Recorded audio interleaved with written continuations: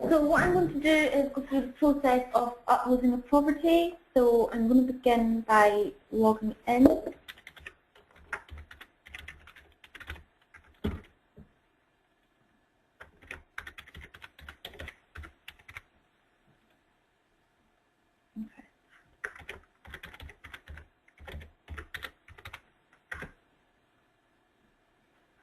Okay, got it right that time.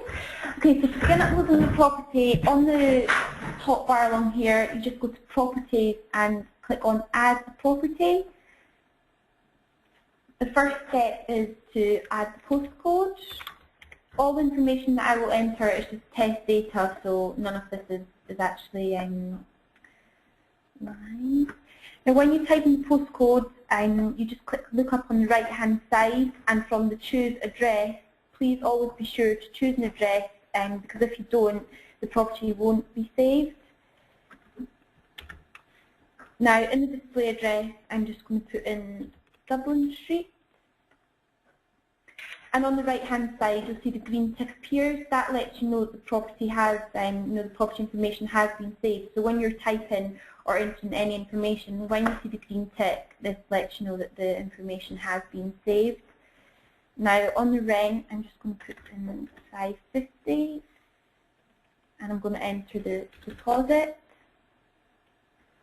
Then once you've finished filling out the address details, you move on to details and description.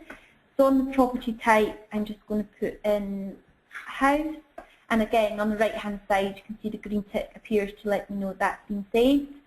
And on the let type, I'm just going to choose long term, and on the furnishing, furnished, and in the number of bedrooms I'm going to put 3, and I'm going to say that it has 2 double rooms. These fields here where it says single rooms and double rooms aren't necessary. You don't have to put information in there, but just for an example, I'll put in 2 double rooms. And on the availability date, I'm going to choose the 30th of November. And on the description, again, I'm not going to put too many sentences into the descriptions just for testing purposes, but we do advise that on the teaser and the long description, put in as much information as you can about the property. So, avoid just writing 2 sentences, because the more you write, the more people are probably going to be drawn to your property if it has more information about the features and things of the property. And then you move on to the council tax band and EPC rating. So I'm just going to select council tax band B. And I'm going to just do the same here. And then you come on to uploading the EPC. So to upload the EPC, you click on Upload EPC, and this button here which says Choose File should appear. So if you click on Choose File, and then just open the file. And then on the right hand side again, you can see the EPC has been saved, and on the left hand side it says EPC, so that lets you know it has been saved. And just on the right here you'll see the button that says Remove EPC, so if you wish to delete EPC, just click on here and that will remove EPC from the property. Now on the virtual tour, I don't have a virtual tour for this property, so I'm just going to leave that blank. On DSS, I'm an HMO, I'm going to select no DSS and not a HMO property. And then you come on to property features. So again, make the most of the features and do select, all the good things your property has. So double glazing, dishwasher, driveway, central heating, garage. Do make the most of them and choose as many as you can. And if you'd like to add a new feature which isn't in the property list, then just type in here, for example, if you want to add parking. I know that is there, but just as an example, and then you just click on Add New Feature, and you can put in as many as you want. So you've typed the first one in, and if you wish to add a new feature, you just add it underneath. And then at the bottom here where it says Other, you can type in your landlord registration number if you have that, and the reference number is just if you have a specific reference for one of your landlord's properties. And at the bottom, if you have featured properties enabled on your account, you can click Show Property as Featured Property. And again, on the right-hand side, you'll see that that has been saved, so your property will appear on the home page as a featured property.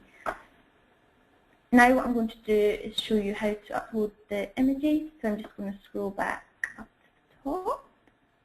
So there's two ways to upload the images. You can either click Choose Files here, or you can click here, and this allows you to upload the images one by one. So if you click on Choose Files, you can upload as many images you want, and by clicking Choose Files, this allows you to upload more than one at a time.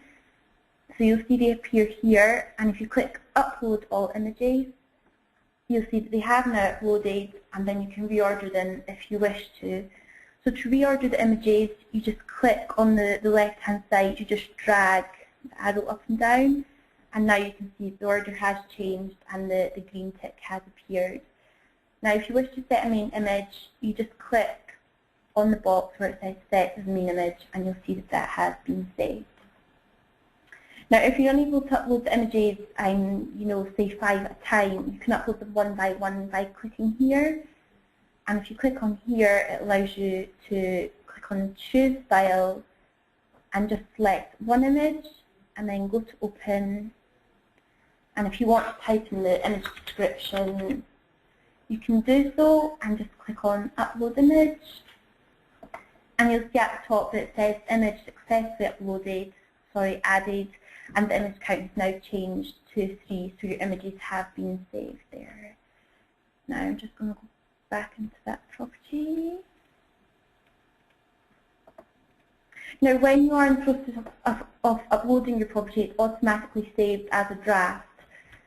So to publish this property, scroll down, and where it says Update Property Status, just change this from Draft and click on Publish. And if you go back to your property list, you'll see the property has now been published. And something else we just recently implemented were the window displays. So to print off your window display, just click on Manage and click on Window Display. And you'll notice that you can print this as a PDF. Now it might look very full because I don't have a full description or anything at the bottom here, but this is what the window display looks like, and that's how you print that off.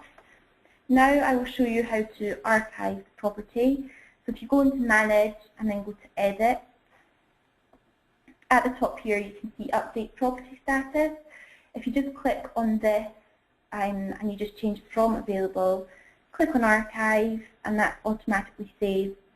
So now when you go into your archive listings, you can see that this property is appearing as archived. Now I will show you how to relet your property. Again, if you just go into Manage and you click on Prepare to Relet, and maybe if you want to change the rent, maybe the rent's gone up, you can just change the information you need to change. Again, this has been automatically saved. On the right hand side you can see the green tick. So to republish this property, you can see it's currently saved as a draft, so just click Publish, go onto your property listings, and you can see it's been moved from the archive back into the available listings. And you'll see we just recently added a new, along the top where you have available, letter grade, archived, draft and withdrawn. Now your withdrawn properties, if you withdraw a property, that's sort of deleting it from the system. So if you do withdraw a property, you can't go back in and edit it or make it live again. As soon as you click withdraw, I guess that sort of removes it from your available listings, and you aren't able to make any amendments to it. So as soon as you withdraw that, there's no way to get it back onto your draft or your available properties. So just make sure if you do withdraw it that you don't want to bring it back to available again. The best option there would just be to use the archived option, because that way you can bring it back from being an archived property and edit or make amendments if you have to. So yeah, hopefully that covers everything. Hopefully that's been helpful.